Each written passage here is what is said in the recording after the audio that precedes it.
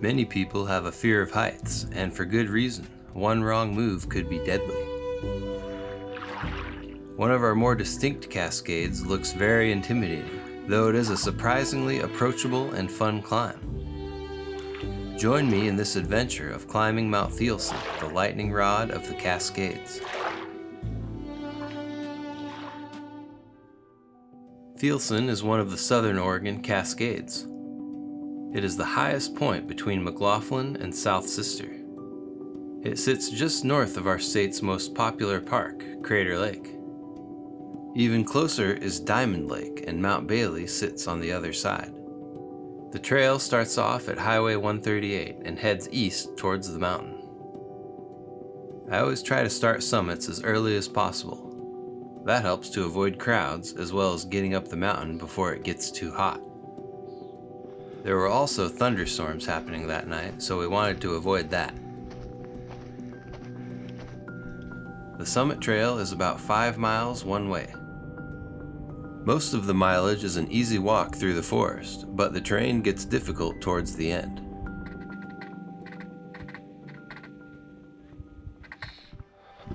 This mountain has been known and climbed for much longer than its current name of Thielsen. The Klamath tribe are the natives to this area. They called the mountain His Chok Wolas, which has to do with the action of carrying someone on your shoulders. At some point, white settlers came in and named it Big Cowhorn, along with Little Cowhorn nearby. Little Cowhorn was hit by a bad storm and the pointy spire fell. The mountains were renamed and Thielsen got its third name. The name comes from a Danish man, Hans Thielsen. He was a well-known engineer that worked on the Northern Pacific Railway. The name eventually got Americanized to be pronounced as Thielsen. After 3 or 4 miles in, the trees began to thin out. At this point, the terrain would get much more steep and rugged.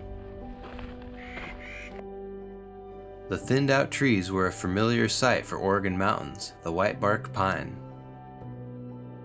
But what was extra special was the song from Clark's Nutcrackers. These birds are essential to the endangered tree's survival. Their specialized beak is one of the only things that can extract seeds from the cones. While the bird eats the seeds, many end up getting spread out and plant more whitebark pines.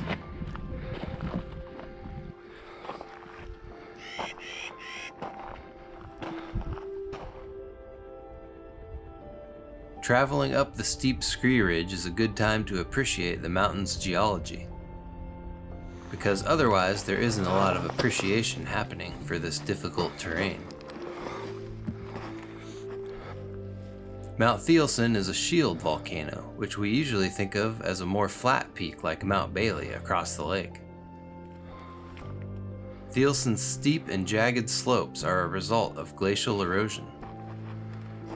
As glaciers slowly crept away from the peak, round bowls called cirques formed around the mountain. Thanks to the erosion, we get to see all kinds of different minerals that would otherwise be hidden beneath the surface.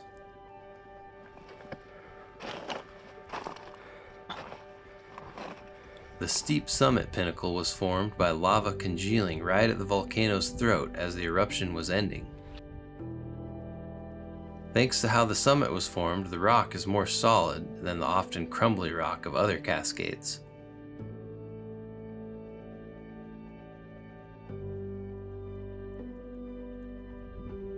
As we were getting closer to the summit, the ground became more of a large boulder field than scree.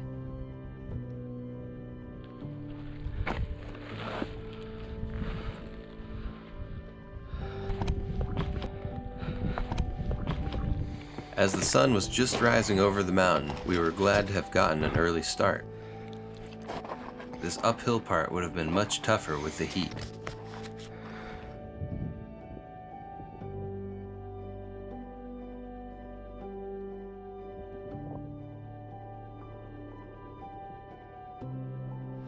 There was just a little more scrambling before reaching the final spire climb.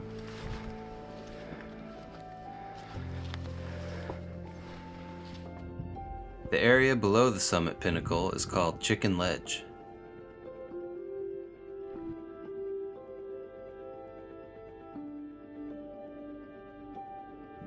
At this point, many hikers end their trip, as the final 50 feet are more of a climb than a hike.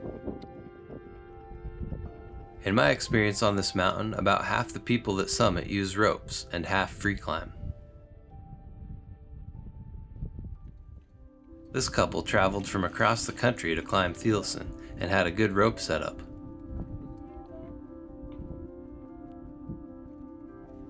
Other than the extra weight, it doesn't hurt to bring extra gear that can be life-saving.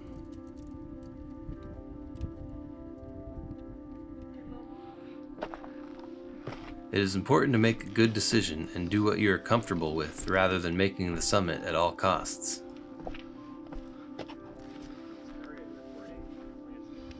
With a lot of experience behind me, I felt comfortable enough to free climb this. While it is a climb, there is a place to stand almost the whole way up.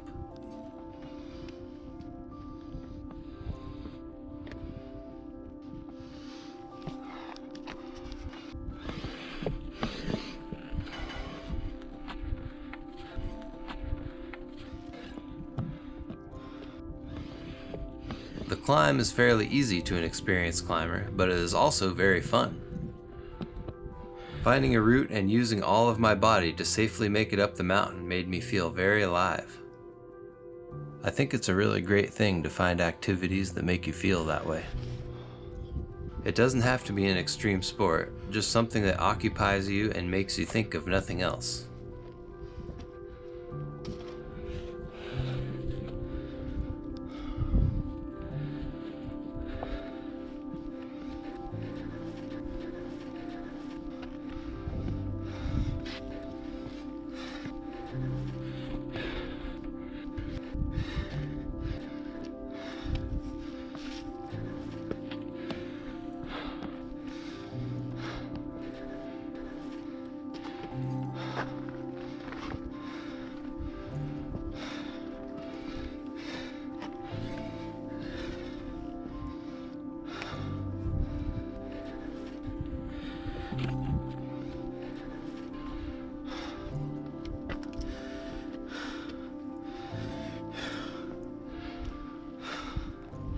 After lots of climbing, a big pile of boulders marks the summit.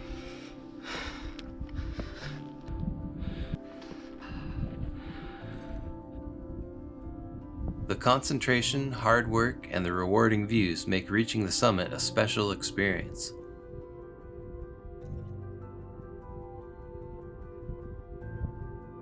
Diamond Lake and Mount Bailey are the closest big landmark to view. Bailey is a similar distance hike, but obviously much less steep, so easier to summit. To the south was Crater Lake, our state's most famous natural place. It is becoming more common lately to always have wildfire smoke in multiple directions. North was the Wendigo Fire, which was started by recent thunderstorms. The north cliffs of Thielsen get more shade and have a snowfield that stays year-round. This was once known as Lathrop Glacier, but in recent years the glacier had disappeared. Thielsen is known as the lightning rod of the Cascades, and proof of that is on the summit. A dark glass-like rock called fulgurite is formed when lightning strikes this peak. After enjoying what the summit had to offer, I was ready to make my way down. Often down climbing can be trickier than going up, which gets people into trouble.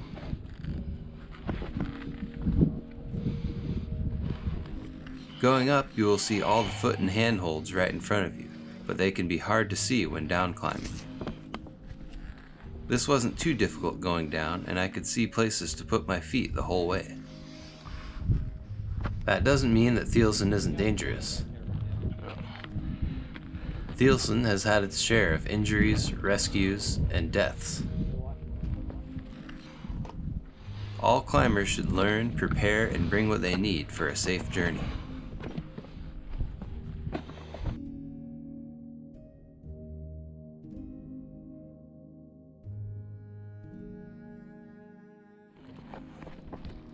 After the down climb, it was a very long hike back to Thielsen Trailhead.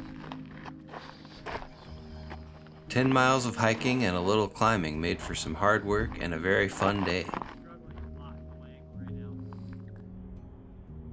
Whether viewing, hiking, or climbing, the lightning rod of the Cascades is a great adventure.